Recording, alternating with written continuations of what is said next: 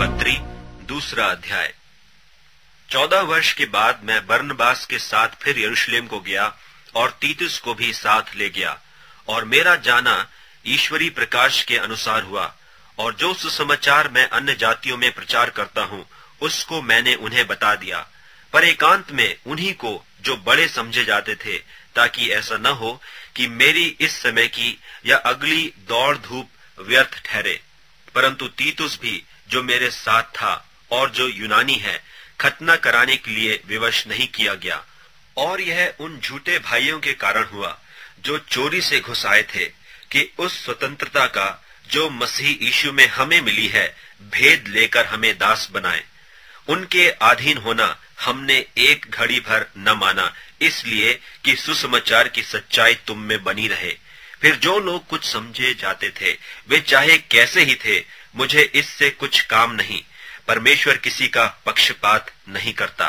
उनसे जो कुछ भी समझे जाते थे, मुझे कुछ भी नहीं प्राप्त हुआ, परंतु इसके विपरीत जब उन्होंने देखा कि जैसा खतना किए हुए लोगों के लिए सुसमाचार का काम पतरस को सौंपा गया, वैसा ही खतना रहितों के लिए मुझे सुसमाचार सुनाना सौंपा गया।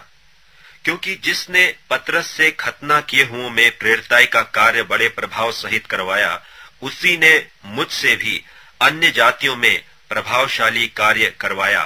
और जब उन्होंने उस अनुग्रह को जो मुझे मिला था जान लिया, तो याकूब और कैफा और यूहन्ना ने, जो कलीसिया के खंभे समझे जाते थे, मुझको और बरनबास को दाहिना हाथ देकर संग कर लिया कि हम अन्य जातियों के पास जाएं और वे खतना किए हुओं के पास।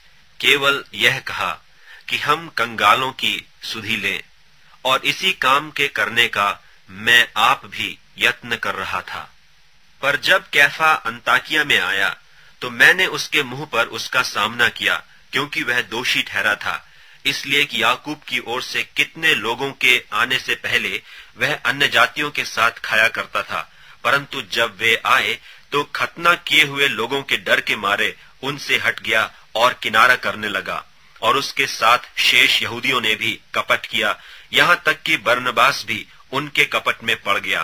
पर जब मैंने देखा कि वे सुसमाचार की सच्चाई पर सीधी चाल नहीं चलते, तो मैंने सबके सामने कैफा से कहा कि जब तू यहूदी होकर अन्य जातियों की नाई चलता है और यहूदियों की नाई नहीं, तो तू अन्य जातियों को यहूदियों की नाई चलने को क्यों कहता है? हम तो जन्म के यहूदी हैं और पापी अन्य जातियों में से नहीं।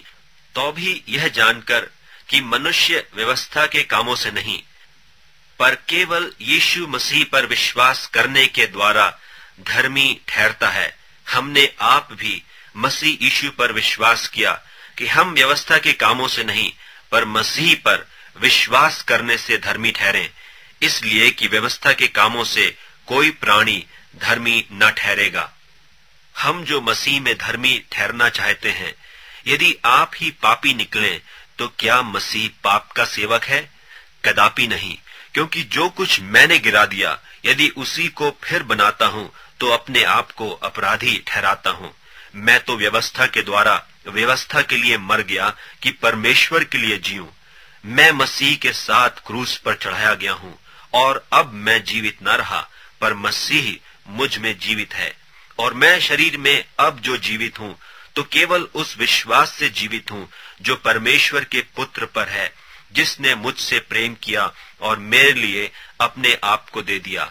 मैं परमेश्वर के अनुग्रह को व्यर्थ नहीं ठहराता, क्योंकि यदि व्यवस्था के द्वारा धार्मिकता होती, तो मसीह का मरना व्यर्थ होता।